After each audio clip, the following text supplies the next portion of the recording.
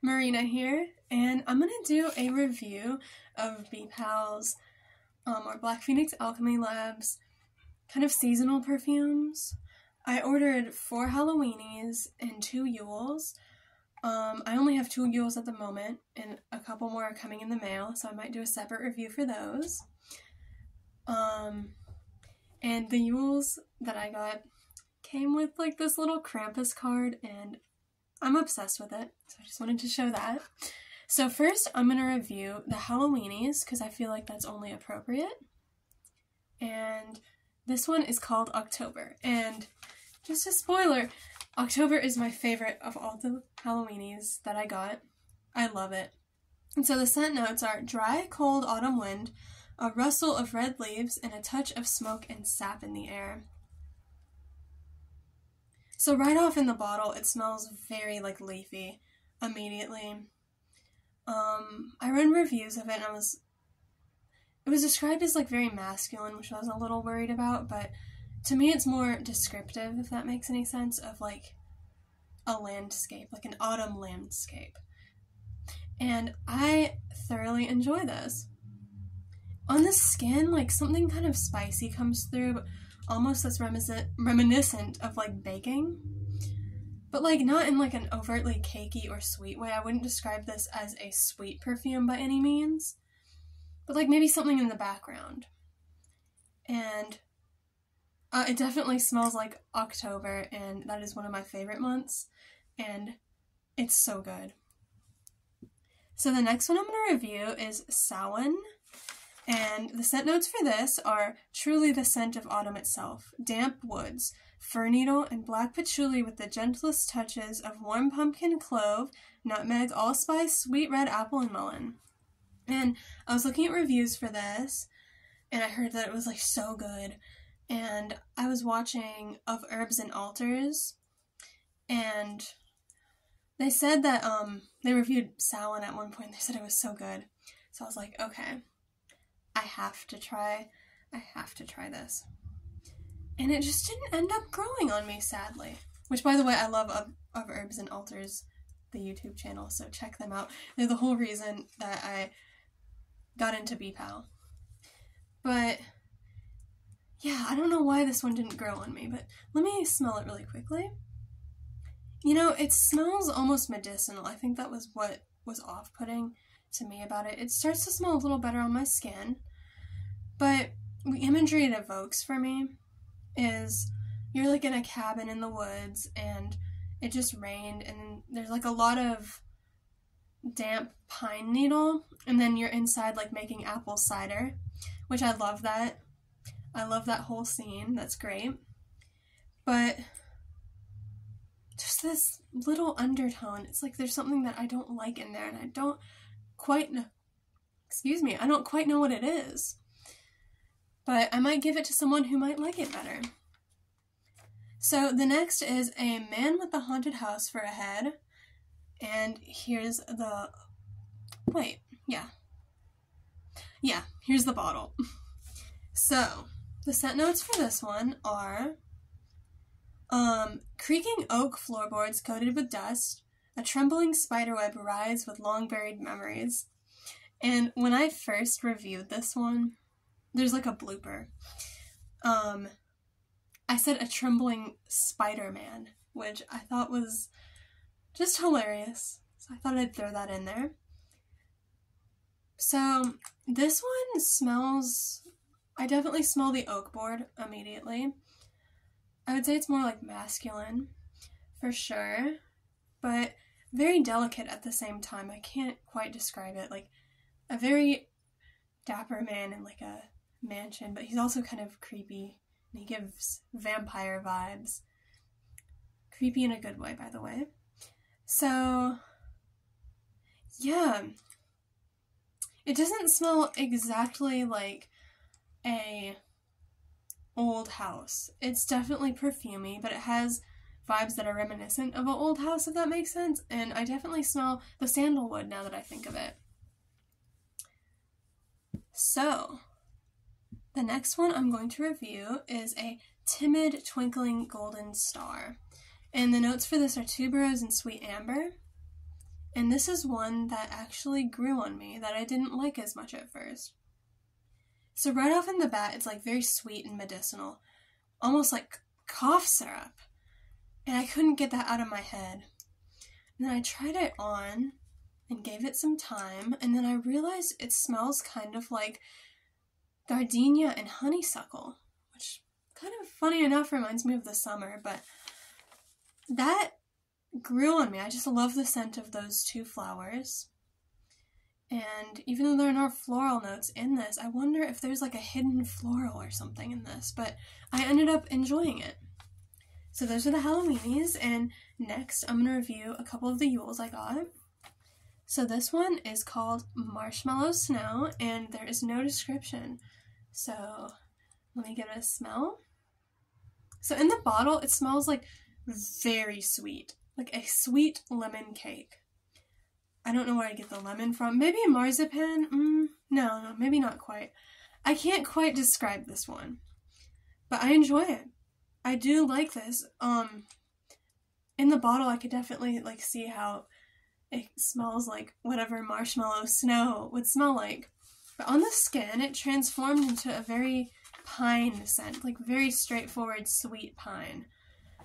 I didn't smell much of the marshmallow on the skin, but that was fine with me because I love the scent of pine. I almost said spine. I swear, my brain is short-circuiting today.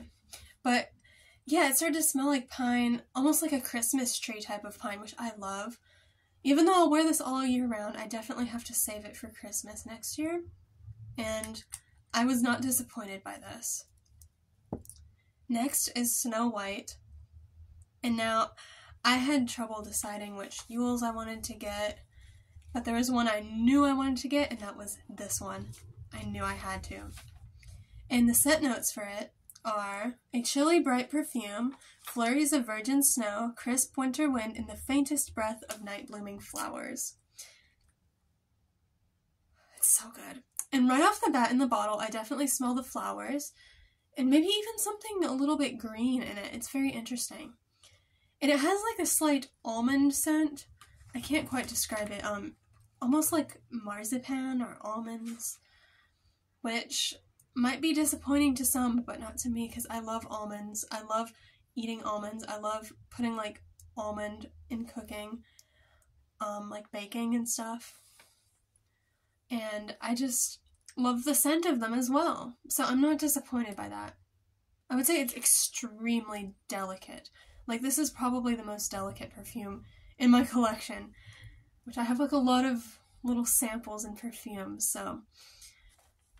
When I first smelled it, I was worried it would be too faint on my skin, but it wasn't. It became stronger on my skin, but it just smelled so good. I love this. I am thoroughly not disappointed, and this might be, like, my favorite of the seasonal ones. Maybe next to October. So next, I might do some reviews of some samples that I got. So, the first one I'm going to review is Strangler Fig. Spoiler, I like this one a lot too, and I want a full bottle. But here are the notes. Rooty, woody, deep green notes. And I never would have thought about getting this one, so I was so happy they included it in the sample. Oh, it's so good.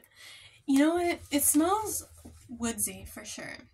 But not like leaves. It doesn't smell like dirt. It smells like freshly cut wood, and I thoroughly enjoy that scent. But there's something very powdery in the background, which I enjoy because a lot of like woodsy scents tend to be more masculine, masculine. I don't like very like straightforward and strong, but there's something very powdery and feminine about this one that I just love. I don't know.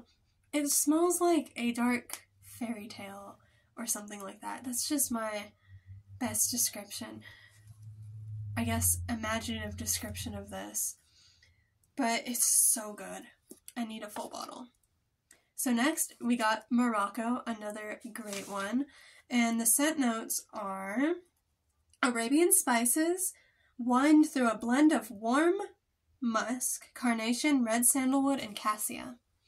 and I was not disappointed by this. In fact, I can't speak today, but I almost instantly used the whole bottle. I swear. I mean, it's pretty much empty at this point. Oh, it's so good. My only criticism, it doesn't last long on the skin, which might be why I used it up so quickly, because it smelled so good.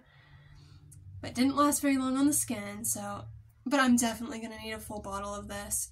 It's definitely a very warm scent, like very warm. I definitely smell the spices, but it's not like too like strongly spicy like some perfumes are, which I'm not always the biggest fan of. It has a good balance. And yeah, I'm very happy they included this one. Next is Bewitched, which is another one I like. So Bewitched is blackberry, sage, green tea, wild berries, and dark musk. Let me smell this one. It's so good. It's so good. I love it. I definitely smell like the berries in the dark musk, like right off the bat. In the bottle, at least, there's something a little bit like cleaning supply like, but once on the skin, it balances out very nicely. I don't know why, but this scent reminds me of the color purple. Like, I associate it with the color purple, which is my favorite color. So maybe that's why I like this so much. But I definitely give the vibe, it gives the vibes of like 90s witch, which I love that. So I definitely recommend that one as well. Next is Black Anise, and here are the descriptive notes. So, a mixture of damp cave lichen, oak leaf, with a hint of vetiver, civet, and anise. So, let me smell this really quickly. I don't like this one that much. So, I think Black Anise is a mythological creature in folklore. She's a very, like, goblin-y looking lady. I don't know how to describe her quite. But it definitely gives the vibes of, like, some little mythological creature living in a cave or something like that. So I gotta give it that. The descriptiveness of this is perfect, and it fits the character of Black Anise perfectly. But it smells kind of like licorice to me. I wonder if that's the anise, but I'm not the biggest fan of licorice. And I certainly would not be a fan of smelling like it, but it definitely does give a damp cave vibes, and I recently went to Carlsbad Caverns, which, by the way, I recommend going to any cave because it's very fun, but be careful. I don't think I'd go caving, but I would go hiking in, like, a cave. Anyway, that's just a side note. It smells very good. No, it smells not very good. I'm sorry, I can't speak today for some reason. I think I was thinking of the other perfumes I was talking about, but I like the descriptiveness of it. I like that it perfectly encapsulates that creature, and it kind of does smell like a cave. So next is Alice, which I was so excited when I got a sample of Alice. So the notes are milk and honey with rose, carnation, and bergamot. And I'm going to smell this one really quickly. So this one, definitely, I smell the honey like right off the bat. It's very foodie, or gourmand, which I'm not usually the biggest fan of gourmand, but it's not like in-your-face gourmand. There's some other stuff going on in the background, so it balances nicely.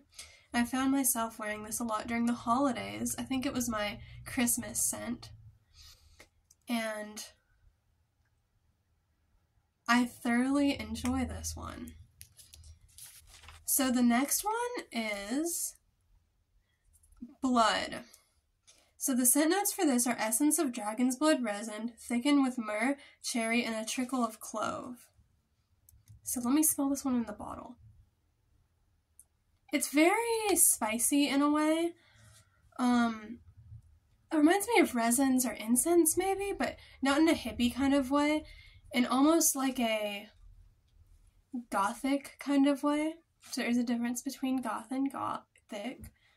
I think goth is just like the genre of music, which I would describe myself as a goth because I love goth music and I listen to it a lot. And I guess gothic, I would say, is more of a descriptor of something. I would say this one's very gothic, very vampire-like. I enjoy this. I enjoy it. On the skin, it balanced very nicely. I wouldn't say it's a very sweet scent, but I'm okay with that. So the next one I want to review is another Alice, Mouse's Long and Sad Tale. So here are the scent notes. Vanilla, 2 ambers, sweet pea, and white sandalwood. So right off the bat in the bottle, it's very sweet pea forward, and it's a very sweet scent. I tried it on as well, and it's very reminiscent of an old perfume. I remember a while back I had a bottle called Blue Waltz, and it was kind of a vintage perfume, and it kind of reminds me of that, although I could be wrong, I could be thinking of something else. But it like definitely transformed very nicely on the skin. I enjoy this. It's not my favorite, but I'm just happy they keep giving me Alice perfumes. And speaking of which, they gave me another, Eat Me. So this one's a very cakey scent. The scent notes of this are, where are the scent notes? Okay, 3 cakes, vanilla, and red and black currants. And let me smell this really quickly. It smells very cake-like. So like unlike Alice, which has slight gourmands, it isn't as blatant and in-your-face as this one. And I'm not the biggest fan of like blatant in-your-face gourmands. I like them kind of in the background. So I wouldn't say I'm the biggest fan of this one. But I definitely smell the currants, like they're very strong. But like the vanilla is almost like overpowering. It's like you made a cake with like a bunch of vanilla and maybe bourbon or something. I don't know. But on the skin it did not transform very nicely on me personally. But if you like gourmands, I feel like this is the perfect scent for you. And the last one I'm going to review is Troll. So the scent notes for this kind of make me laugh because it's like very intense sounding. Gruesome blend of ghastly greens and blacks. Vetiver, pine pitch, troll musk, whatever that is. I'd be very curious to know. Black basil, clove smoke, and scorched cumin. This one is just wow. It's not my favorite actually. I'm not a big fan of this. I don't find myself liking this one that much. It smells like a troll. It perfectly encapsulates troll, so I love that. Points for the creativity. You can't have a troll perfume and it smell like roses. You just can't. So I think this is perfect for trolls. Now, like, or the description of trolls. So I enjoy that. I enjoy the creative aspect of it. But I'm not the biggest fan of it, and I didn't really like it on my skin. Definitely smells very musty, like an old cave for sure. The scorched cumin, I definitely smell that. It's not very pleasant to me. But I think that's the end of the review. But I thoroughly enjoyed reviewing these, and thank you for watching.